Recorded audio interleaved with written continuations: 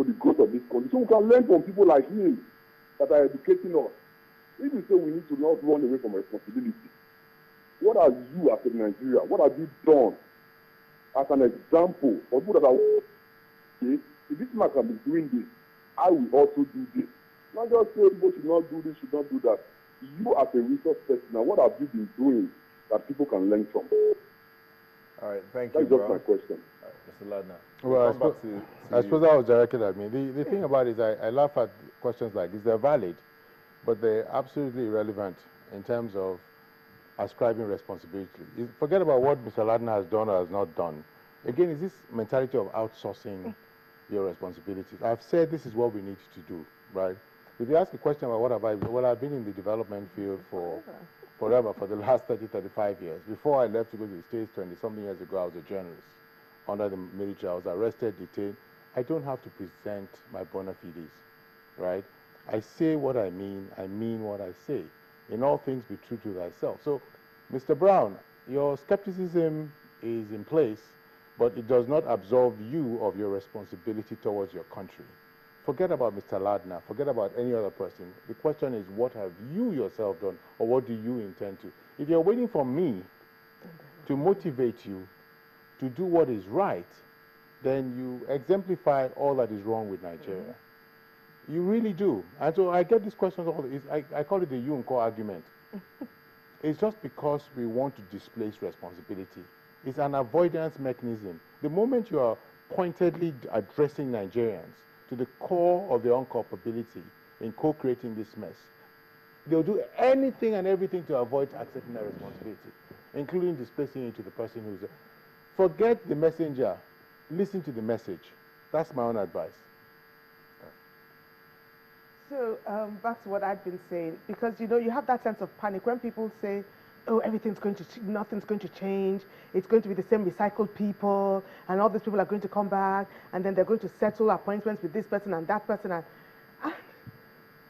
you know, you start to think, no, please don't kill my optimism. Don't kill my, don't crush my cookie here. I need to believe that with the credentials, with the reputation of our number one and number two that will be sworn in from the 29th, they will, it is a trickle effect. It's that effect where everything cascades down, where you then have that flow of responsibility, of credibility all the way down. That's why I say, don't even appoint members of boards that are too busy for their oversight role in parastatals.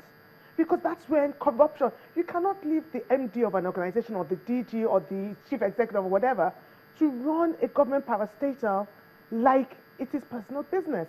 Okay, let me interrupt you again. We have Tunji from Dublin calling in. Hello, Tunji. It takes some time for this call to connect. Tunji, are you still there? Yes, hello, good morning. Good morning, Tunji. Go ahead and make a contribution. Yes, I am here. I can hear you, but I'm not sure if you can hear me. We can hear you. Go on.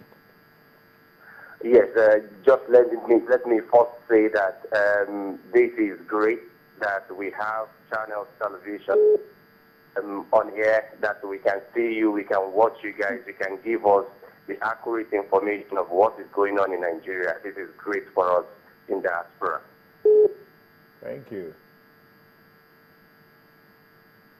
Okay, is that your contribution? Thank you for the compliment. Is that your contribution?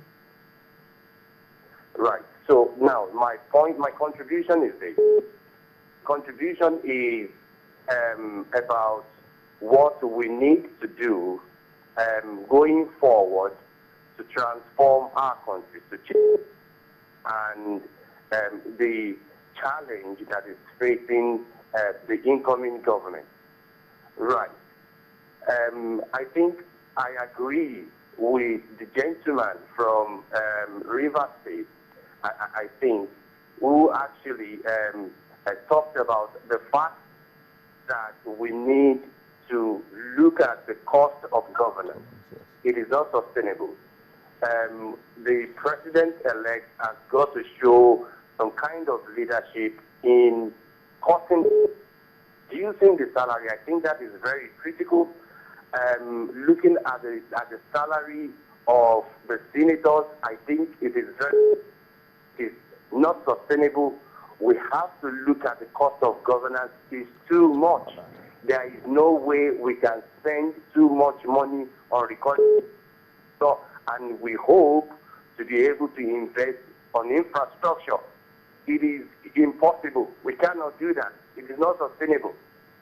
So, and in terms of what Mr. Tunji is talking about, in terms of how do we now reorientate ourselves, I think it is very important for us to begin to spend a lot of money on enlightenment programs.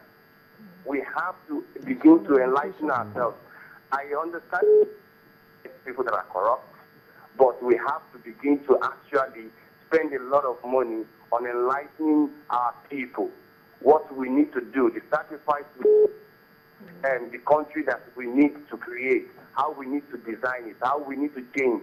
Because for us to move forward, we have to take a lot of sacrifice.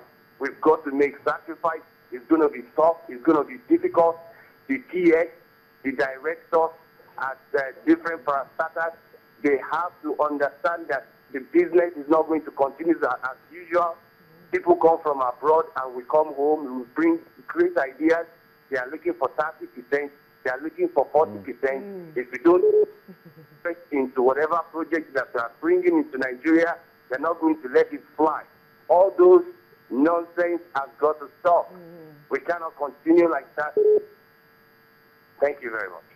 Thank you very much, Tunji. Mr. Ladner, wanted to... Yes, I think it's a very interesting point. I mean, it's been echoed twice over now about the need for cutting down public spending. There has to be public sector reforms, root and branch public sector reforms. We have an existing document in the Oronsai report. Right. But, you know, people don't fully understand the extent to which, at least at the federal government, and you have to understand that the kind of bloated bureaucracy you have at the federal government is replicated in all the states. Right now, perhaps as many as 20 states, pick a number, have not paid salaries, right? And they're expecting a bailout from the incoming government, right? There's something fundamentally wrong with the public sector. You might not fully understand that there are over close to about 900 MDAs at the federal level. 900 MDAs. Yeah, overlapping interests and overlapping missions, overlapping functions. Some of them do not even have the foundational constitutional basis for their existence. What has happened over the last 30, 40 years is that governments come and create their own parastate. Instead of dealing with the problem, you deal with another. It's a legacy of the military government itself. So there's no question about public sector spending, public sector reforms. And at the heart of that is cutting the government's spending. And so you're expecting to see a collapse of they definitely a rationalization. It's a smart collapse. I mean, the Oronsai report provides the fundamental basis for it. I would even go further than that, right? And of course, begin to look at how government's money is dispersed and all kind of accounting functions and oversight functions, and make sure that all the institutions of state that are responsible for the fiscal health of this country are made to work and work well. Okay. The other thing it's important. Let us talk about National Assembly. It is unconscionable that a senator of the Federal Republic of Nigeria takes about 47 million naira every month. It is unconscionable that a handful of people, less than 500 people, right, have a budget of 150 billion naira. And what's the education? What's the budget for education? You have to do a parallel. So we really have to start looking at these things, and we accept it as norm, as a norm. You're not going to move forward when you have what you call state capture, where a handful of the political elite have captured all the resources of the state. And if I was advising this government, in things in terms of strategy and governance, things can either be important or urgent. They're seldom urgent and important. We'll have to come back. Okay, I'll come back to that. Hello, Victor. Victor? Okay. Can you hear me now? Yes, go ahead, Victor. Can you hear me now? Victor, yes. We can hear you. Hello, morning. Good morning. Hello, good morning. Good morning, Victor. Talk. This is Victor from Ikorodu. Yes, we know. I can hear you. Okay, good. My own conviction is this. Can I go ahead? Go ahead.